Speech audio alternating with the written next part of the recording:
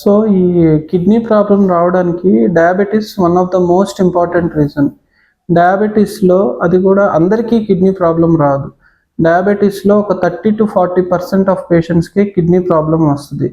వీళ్ళల్లో ఎవరికి risk factors ఎక్కువంటే uncontrolled diabetes ఉన్నా, అన్‌కంట్రోల్డ్ బీపీ ఉన్నా, హార్ట్ ప్రాబ్లమ్స్ ఉన్నా, లేతే డయాబెటిస్ వల్ల మిగతా ఆర్గాన్ కాంప్లికేషన్స్ లైక్ అంటే హార్ట్ ప్రాబ్లమ్స్ కానీ, కళ్ళ ప్రాబ్లమ్స్ కానీ ఇవి ఉన్న వాళ్ళకి ఎక్కువ ఛాన్స్ ఉండే అవకాశం ఉంటుంది. ఈ డయాబెటిస్ వల్ల కిడ్నీ ప్రాబ్లం రావడంలో మనకి ఎర్లీ స్టేజ్ లో ఏ లక్షణాలు ఉండవు. మనకి ఓన్లీ కొంచెం kidney problem more than 50-60% kidney functioning తగ్గాక గానీ కాళ్ళ వాపులు రావడం, యూరిన్ లో నొరగ రావడం, లేకపోతే ఆయాసం రావడం, ఆకలి తగ్గటం, దురదలు రావడం, నిద్ర తగ్గటం, వాంతులు ఇలాంటివన్నీ లక్షణాలు వస్తూ ఉంటాయి. సో కిడ్నీ ప్రాబ్లం అనేది మనకి డయాబెటిస్ వల్ల వచ్చేదాన్ని తొలి దశలో గుర్తించడానికి మనకి యూరిన్ లో ప్రోటీన్ పోతుంది అనేది చూసుకోవాలి. దాన్ని నార్మల్ ప్రోటీన్ టెస్ట్ కాకుండా మైక్రో ఆల్బుమిన్యూరియా అంటారు. అంటే ఎర్లీ స్టేజ్ లో మనకి ప్రోటీన్ రావడాన్ని మైక్రో ఆల్బుమిన్యూరియా అంటారు. ఇది నార్మల్ టెస్ట్ల కంటే 5 సంవత్సరాల ముందే మనకి కిడ్నీ ప్రాబ్లమ్ ని గుర్తిస్తుంది.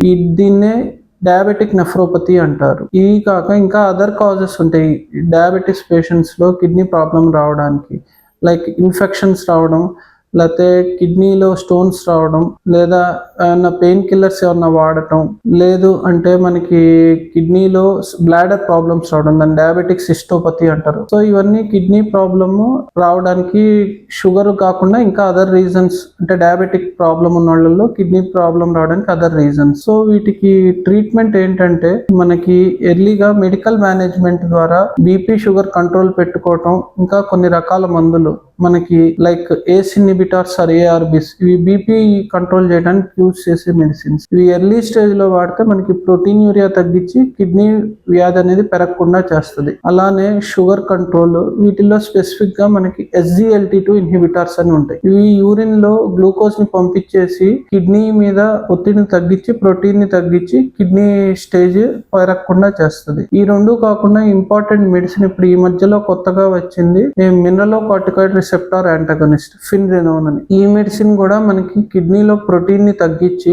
కిడ్నీ ఫెయిల్యూర్ అనేది పెరగకుండా చేస్తుంది. సో ఇవన్నీతో పాటు మనకి డైట్ లో salt restriction, optimal BP sugar control, smoking ఉంటే ఆపటము, అదర్ రిస్క్ ఫ్యాక్టర్స్, ఇది కొలెస్ట్రాల్ ఎక్కువ ఉంటే కంట్రోల్ చేయటం, ఇవన్నీ చేసుకుంటే మనకి ఎర్లీ స్టేజ్ లోనే కిడ్నీ ప్రాబ్లమ్ ని మనం కంట్రోల్ చేసుకొని అడ్వాన్స్డ్ గా వెళ్లకుండా డయాలసిస్ స్టేజ్ కి వెళ్లకుండా చేసుకోవచ్చు.